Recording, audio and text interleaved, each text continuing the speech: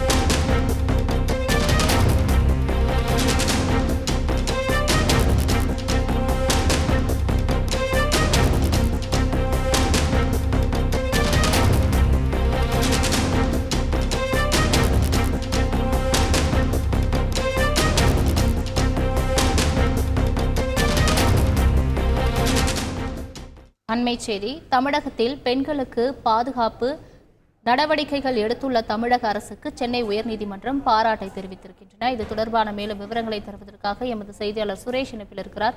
சுரேஷ், வணக்கம். தற்பொழுது சென்னை உயர்நீதிமன்றம் தமிழக அரசை பாராட்டியிருக்கிறது. என்னென்ன தெரிவித்திருக்கிறது தொடர்பான தகவலை சொல்லுங்க.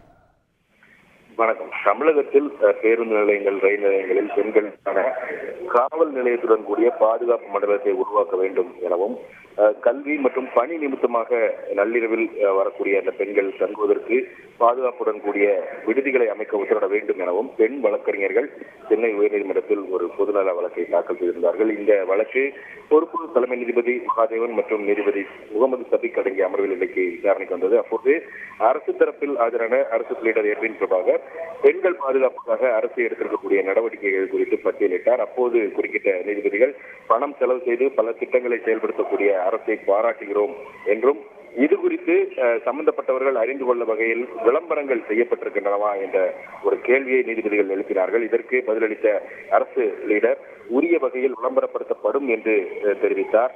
இதனையடுத்து ஏதேனும் குறைகள் இருந்தால் அது குறித்து அதிகாரியிடம் முறையிட மனுதாரருக்கு அனுமதி அளித்த நீதிபதிகள் இந்த வழக்கின் விசாரணையை 2 வாரங்களுக்கு தள்ளி வைத்திருக்கிறார்கள்.